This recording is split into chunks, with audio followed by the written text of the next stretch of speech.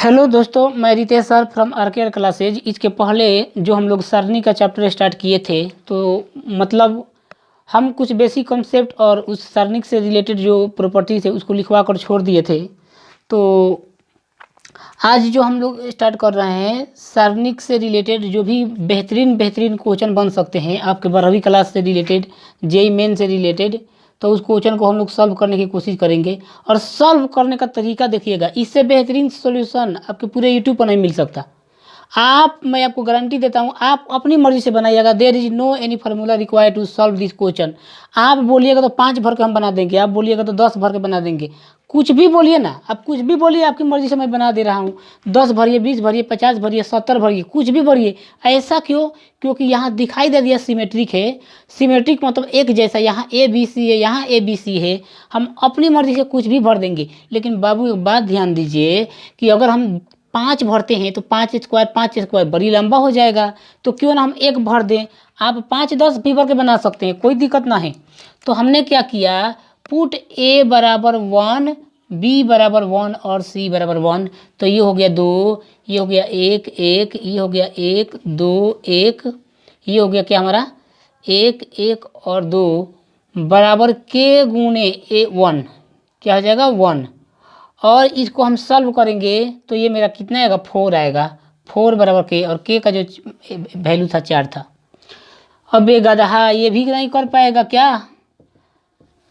Master साहब तो पढ़ाए होंगे ना ये सॉल्व करने के लिए बेसिक चीज़ें। 2 लेंगे तो इसका सामने का रो खत्म, कॉलम का तो 2 दूनी के 4, 4 में से गया, फिर प्लस के बाद -1, ये पूरा कॉलम खत्म, पूरा रो खत्म। तो क्या बच गया, 2 में से गया 1, फिर प्लस, अगर मैं 1 लेता हूँ तो ये पूरा ख़त्म, 1 - 2 बराबर के नहीं बचा क्या, 4 में से गया 3, 3 दूनी के 6, माइनस ये मेरा क्या हो गया -1 और ये -1, मतलब 6 - 2 बराबर के का मान कितना आ गया 4। और यही सवाल का उत्तर था।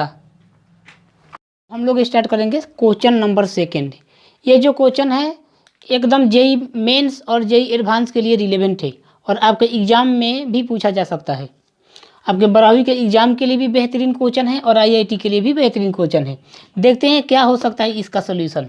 मैंने आपको क्या बताया, यहाँ से शर्त लगा दिया। अगर यहाँ से शर्त लगा दिए थे, मैं आपको बता दूँ कि किसी भी अलजेब्रिक फंक्शन में अगर ट्रिग्नोमेट्रिकल एक्सप्रेशन आता है, मतलब त्रिकोणमितीय व्यंजक आता है, तो आप थीटा को एलिमिनेट करिए, मतलब थीटा को हटाइए। इसके लिए आपको थीटा का वैल्यू मिनिमाइज करना होगा, यानी थीटा का वैल्यू आप 0 करिए। थीटा का वैल्यू यहाँ पर हम 0 कर देंगे, और ए बी यहाँ पर बैलेंस हम कर देते। क्या बोला है यहाँ पर, अगर a² + b² + c² बराबर 1, इस बेचारा दोनों को अगर मैं 0 कर दूँ तो क्या c² का मान अपने आप 1 नहीं आ जाएगा क्या? बोल दो हाँ। और c बराबर भी 1 आ जाएगा। तो प्रेम से भर देंगे, हमको इसी का ना मान निकलना है जी। और थीटा का वैल्यू हमने क्या कर दिया, 0 कर दिया। सवाल खत्म। a अभी 0 और c या गुना cos 0 का मान 1, यहाँ पर बाबू मेरा 1 आ गया।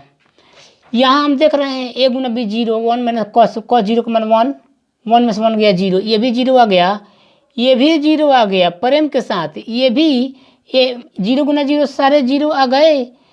b² + c² मैंने a और b और a 0, b और a 0, मैंने क्या किया, a बराबर 0 किया था और b बराबर 0 किया था। a का मान 0, b का मान 0 और cos 0 का मान 1, c गुना 1 यहाँ पर 1 आ जाएगा।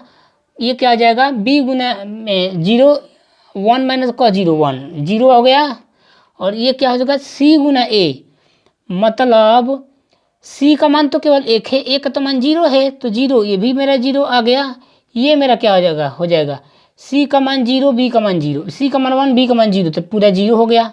ये क्या हो गया, 1 1 + a² + b² 0, 0 × 1 0, मतलब ये मेरा कितना आ गया, 1 आ गया।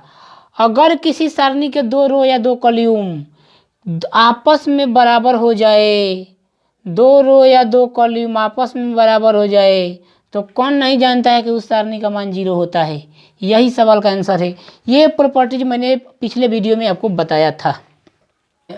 सारणी का क्वेश्चन नंबर 3 है, और ये क्वेश्चन जेईई मेन के एग्ज़ाम में 2 या 2 से अधिक बार पूछा जा चुका है।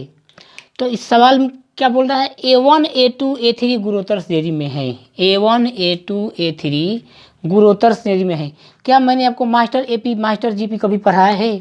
अगर A1 A2 A3 किसी गुणोत्तर श्रेणी के n पदों का योगफल दे दिया रहे और उसके टर्म अज्ञात हो तो आप अपने मर्जी से 1 2 4 8 आप अपने मर्जी, मैंने क्या बताया, हम किसी फार्मूले का को अप्लाई करने वाले नहीं है, अपनी मर्जी से हम कुछ भी भरेंगे।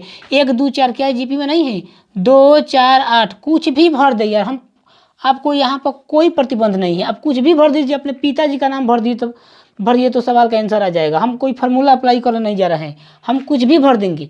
यानी अगर हम बात करें, आप कुछ भी भर दो, एन का मान आपकी मर्जी करे तो 75 भर दीजिए, एन का मान आपकी मर्जी करे तो 1 भर दीजिए, एन का मान आपकी मर्जी करे तो 2 भर दीजिए, एन का मर्जी करे तो 4 भर दीजिए।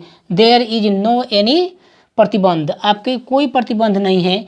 तो मैंने क्या किया बुआ, आसान काम करिए, आसान मतलब एन का मान अगर 1 भरते हैं तो काम मेरा आसान होगा। और एपी जो है ना, प्रथम पद हमारा A1 A2 A3 1 2 4 8 A4 A5 16 इस प्रकार से हम रखते हुए चले जाएंगे। तो मेरा क्या आ जाएगा, लॉग एन का मान 1 तो लॉग A1, अच्छा बात है, लॉग A1 मतलब A1 का मतलब पहला पद क्या 2, 1 माने लॉग 1, अच्छा बात है। Log A1 log n plus 1 log A2 मतलब लॉग जीपी का दूसरा पद 2 4, यहाँ पर क्या हो गया 2 हो गया। जीपी का n का मान मैंने क्या रखा A1 भरा, तो 1 प्लस 3 2 3 हो गया, मतलब तीसरा पद ये 4 हो गया, लॉग 4। नहीं समझा क्या, ये मेरा क्या हो जाएगा बाबू, लॉग एन का मान 1 भरा तो 4 हो गया, मैंने लॉग A4। जीपी का चौथा पद क्या है 8 है, लॉग 8 है। ये क्या है यहाँ पर, एन का मान मेरा क्या आएगा, एन का मान 1 भरा 5, जीपी का पांचवा पद 16, लॉग 16 आ जाएगा यहाँ पर, लॉग 32 आ जाएगा यहाँ पर। और यहाँ पर क्या आ जाएगा, लॉग 128 आ जाएगा, यहाँ पर लॉग 256 आ जाएगा, और यहाँ पर लॉग 512 आ जाएगा। मुझे एक बात बताइए, log 2 सब में होगा, log 2 सब में होगा। इसका मतलब किसी सारणी के 2 रो या 2 कॉलम आपस में क्या हो गए बराबर, इसका वैल्यू क्या होगा 0, और 0 ही सवाल का उत्तर था गधा। समझ गया क्या? तो देखिए बुआ, क्वेश्चन नंबर 4 क्या बोल रहा है, यदि A² + B² + C² बराबर -2 तो fx का घात बता दीजिए। 4 पर ध्यान देंगे बाबू, ये क्या बोल रहा है, इसमें आपको घात बताना है। A² + B² + C² बराबर -2 तो fx का घात बताए। ओहो, बड़ी शर्म लगता है इस क्वेश्चन को बनाने में। अगर मैं बात करूं, अगर मैं यही लूँगा, अगर मैं ये लेता हूँ तो ये पूरा ख़त्म, ये पूरा ख़त्म, x मल्टीप्लाई करेगा x में, मतलब इसका घात क्या होगा 2, और यही सवाल का उत्तर था। हमने इस शर्त को नहीं माना,